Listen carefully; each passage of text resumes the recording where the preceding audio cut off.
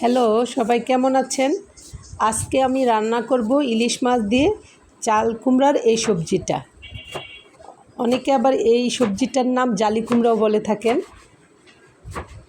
ইলিশ মাছ দিয়ে এই সবজিটা খেতে খুবই মজা লাগে। প্রথমে আমি কুমড়াগুলিকে ধুয়ে টুকরো টুকরো করে নিচ্ছি। সাথে পেঁয়াজ কাঁচামরিচও কেটে নিচ্ছি।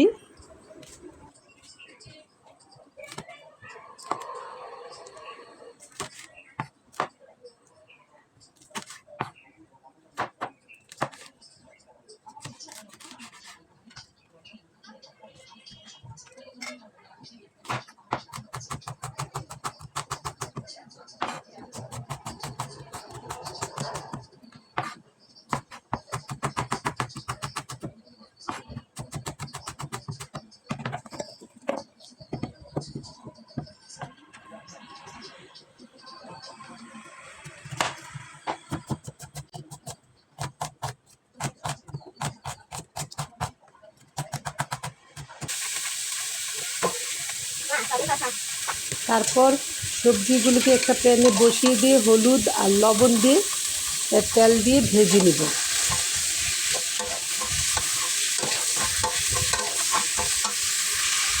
ভালোভাবে উল্টে পাল্টে ভেজে নেব।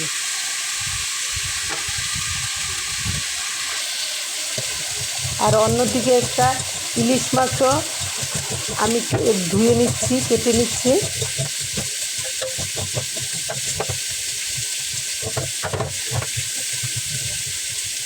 একদিকে ভাজা বসিয়ে দিলাম আর অন্যদিকে মাছটাও আমি কেটে দিচ্ছি।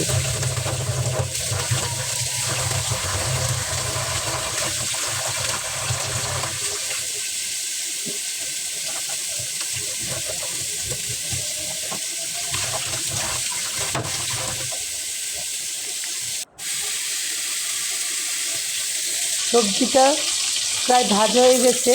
তারপর আমি মাছগুলো প্রায় ভেজে ফেলেছি।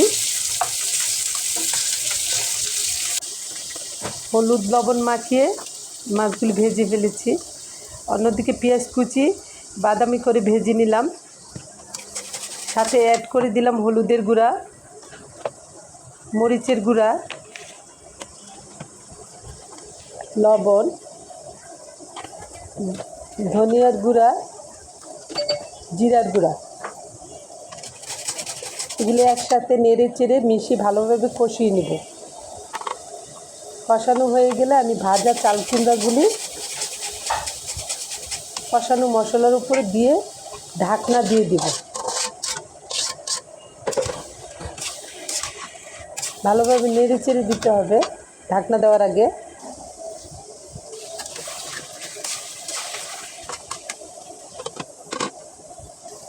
কষানো হয়ে গেলে পরিমাণ মতো ঝোল দিয়ে দিব।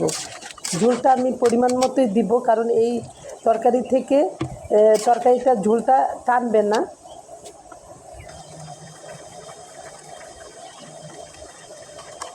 মাছগুলি এক একে বিছিয়ে দিয়ে ঢেকে ভালোভাবে বলক আসা পর্যন্ত অপেক্ষা করব।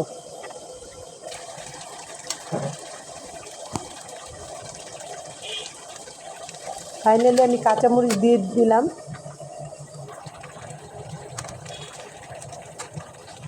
কিছুক্ষণ ঢাকনা দিয়েও ঢেকে রেখেছি।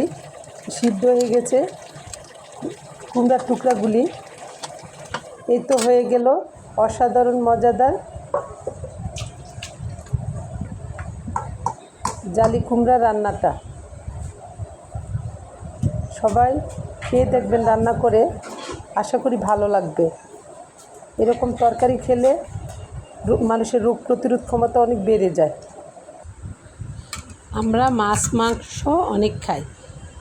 প্রতিদিন খাবারের একবেলায় আমরা সবজি জাতীয় তরকারি খাওয়া আমাদের উচিত। যারা ইলিশ মাছ পছন্দ করেন তারা ইলিশ মাছ দিয়ে এভাবে রেঁধে খাবেন, আশা করি ভালো লাগবে।